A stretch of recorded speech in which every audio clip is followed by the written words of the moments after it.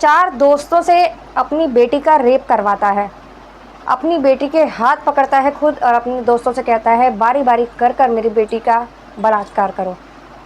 बहुत ही चौंकाने वाली ये खबर है और ये कोई झूठ न्यूज़ नहीं है, ये कोई झूठी कहानी नहीं है, ये एक सच्ची कहानी है जो कि एक सगा पिता अपनी सगी बेटी के साथ ऐसा करवाता है और अपने दोस्तों को जब ऐसा करते हुए देखता है, जब उसका भी मन होता है करने का, तो वो खुद भी अपनी बेटी का बलात्कार करता है और अपनी बेटी को पहले से ही नशे की दवाई दे देता है, जिससे कि वो ना ही चिल्ला सकती और ना ही खुद को बचा सकती थी। दोस्तों, ये कहानी बहुत ही अच्छी है, अगर आप सुनोगे तो आपके रोंगटे खड़े हो जाएंगे। और अगर वीडियो अच्छी लगे तो प्लीज़ वीडियो को लाइक कर दीजिए और वीडियो पूरी ज़रूर देखना, और अगर चैनल पर नए हो तो चैनल को भी सब्सक्राइब कर देना। मैं गीता गुप्ता, स्वागत है आप लोगों का मेरी आज की एक नई कहानी में। जय माता दी। तो एक महिला होती है, वो अपनी 16 साल की बेटी को लेकर पुलिस स्टेशन जाती है और वहाँ कहती है कि मेरी बेटी है ये और इसके साथ इसके ही पिता ने अपने 4 दोस्तों के साथ मिलकर मेरी बेटी के साथ रेप किया है। रेप किया, ज़बरदस्ती मेरी बेटी के साथ संबंध बनवाए हैं, मेरी बेटी के हाथ पकड़ता है मेरा पति और अपने दोस्तों से मेरी बेटी का रेप करवाता है। जब वो ये बोलती है और बोलती है इतना ही नहीं कि इसके मेरी बेटी इस बीच प्रेग्नेंट हो जाती है। पता नहीं वो किसका बच्चा था, अब इसके मेरे पति का था, इसके पिता का था या फिर इसके दोस्तों का था। जब मेरी सास को ये बात बताती है, अपनी दादी को बताती है पोती, तो उसकी जो दादी थी वो अपनी पोती को ले जाकर उसका अबॉर्शन करवा देती है। जब ये बात वो सुनते हैं तो उन्हें बड़ी अजीब लगती है इंस्पेक्टर को। जब वो उस बच्ची से पूछताछ करते हैं, उससे बोलते हैं, प्यार से पूछताछ करते हैं और उसकी माँ को बाहर भेज देते हैं। जब वो बेटी बताती है कि मेरी मम्मी एक सरकारी स्कूल में टीचर हैं और एक बार मैं घर में अकेली थी तो मेरे पिता मेरे संग ज़बरदस्ती करते हैं, उल्टा सीधी हरकतें करते हैं। मैं जब मना करती हूँ तो वो मुझे एक कोल्ड ड्रिंक में मुझे कुछ गोली डाल कर देते हैं, जिसे मैं पी लेती हूँ तो मैं मतलब नशे में हो जाती हूँ।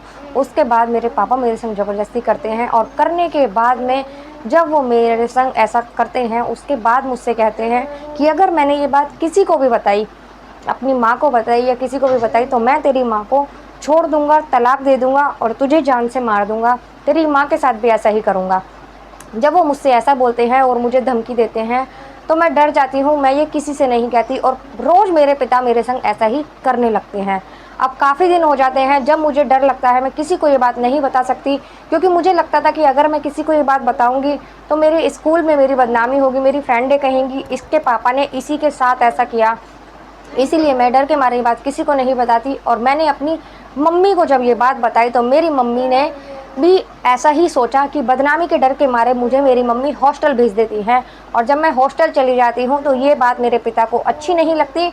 वो बहाने से मुझे फिर घर ले आते हैं और मुझसे कहते हैं अब ऐसा कुछ नहीं करूँगा। जब वो घर ले आते हैं, घर लाने के बाद में वो फिर से ऐसा मेरे संग करते हैं। ऐसा करने के बाद में एक दिन मेरे पिता मुझे अपने साथ बाइक पर बिठाते हैं और मुझे कहते हैं कि चल घूमने चलते हैं। मुझे घूमने के बहाने एक रेस्टोरेंट टाइप जगह पे लेके जाते हैं। मैंने सोचा शायद मेरे पिता मुझे कुछ खिलाने या कुछ खाने के लिए लेने गए हैं वहाँ से।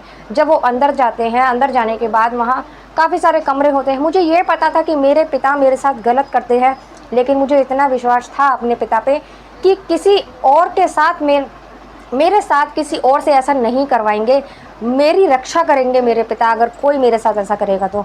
इसीलिए मैं अपने पिता के साथ उस होटल के कमरे में चली जाती हूँ। जब वहाँ जाती हूँ तो मेरे पिता के 4 दोस्त पहले से ही वहाँ थे।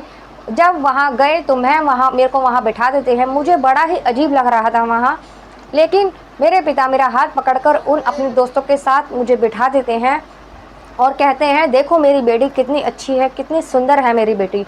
इतना कहने के बाद वो दोस्त हंसते हैं और मेरे संग बदतमीजी करने लगते हैं। और जब मैं इस बात से मना कर देती हूँ तो वो कोल्ड ड्रिंक पिलाते हैं मुझे, जिसे पीने के बाद मैं नशे में हो जाती हूँ और फिर वो लोग मुझे पलंग पे गिरा देते हैं और बारी बारी से मेरे संग बलात्कार करने लगते हैं। मुझे जब तक नशा नहीं हुआ था, जब तक मैंने हाथापाई की, तो मेरे पिता मेरे हाथ पकड़ लेते हैं और बारी बारी उनके दोस्त मेरे संग ज़बरदस्ती करते हैं।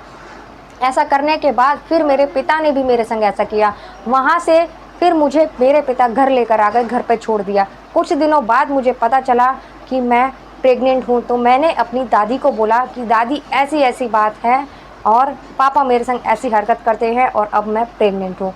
जब मेरी दादी ने ये बात सुनी तो वो मुझे फ़ौरन अस्पताल लेके गईं, वहीं जो सरकारी अस्पताल था वहाँ लेके गईं और उसका अबॉर्शन करवा देती है। अबॉर्शन करवाने के बाद में जब वो घर आती है उसकी हालत ख़राब होती है, क्योंकि 16 साल की उम्र में उस बच्ची का जब अबॉर्शन करवाया था तो उसकी हालत ख़राब होती है और ये बात उसकी माँ को नहीं पता थी बच्ची की। जब वो घर आती है उसकी माँ को ये बात पता चलती है, तब उसकी माँ की आँखें खुलती हैं। पहले तो उसने किसी बात अपनी इज्जत की खातिर किसी को नहीं बताया ये बात। जब उसे ये पता चलता है कि मेरी बेटी प्रेग्नेंट हो चुकी है और अब बात हद से आगे बढ़ चुकी है, तब वो अपनी बेटी को लेकर जाती हैं पुलिस स्टेशन। जब वो बेटी बताती है कि अब मेरी माँ मुझे लेकर यहाँ आई है और ये काफ़ी टाइम से मेरे साथ हो रहा है, कम से कम 9-10 महीने हो गए जब से मेरे साथ ऐसा हो रहा है और मेरी दादी ने मेरा अबॉर्शन करवा दिया। जब ये बात सुनते हैं तो उसके पिता को अरेस्ट किया जाता है और उसके चारों दोस्तों को अरेस्ट किया जाता है और उसकी दादी को भी अरेस्ट किया जाता है। अदालत में मुकदमा चलता है। जब अदालत में ये केस सामने आता है तो उसकी दादी जो होती है, जिन्होंने अपनी पोती का अबॉर्शन करवाया था जो कि गैर कानूनी है, उन्होंने अपने बेटे से कुछ नहीं कहा, उल्टा अपनी पोती का अबॉर्शन करवाया। उन्हें 8 साल की सज़ा सुनाती है अदालत और जो बाकी के ये 5 लोग थे, इन्हें उम्र कैद की सज़ा होती है और 6-6 लाख रुपए का जुर्माना देना पड़ता है। दोस्तों आप लोग बताइएगा, क्या ये सज़ा उनके लिए सही थी या फिर उन्हें फांसी की सज़ा मिलनी चाहिए थी? अब ये जो भी सज़ा हुई थी वो सज़ा सुनने के बाद उन्हें थोड़ी सी तसल्ली मिलती है। लेकिन अगर जब उसकी बेटी ने अपनी माँ को ये बात बताई थी शुरू में, क्या तभी वो पुलिस स्टेशन आती, कंप्लेंट कराती, तो शायद उसकी बेटी के साथ ऐसा नहीं होता। लेकिन उसने अपनी इज्जत की खातिर ऐसा नहीं किया, जो बात हद से ज़्यादा आगे बढ़ गई और उसकी बेटी की ज़िंदगी ख़राब हो गई।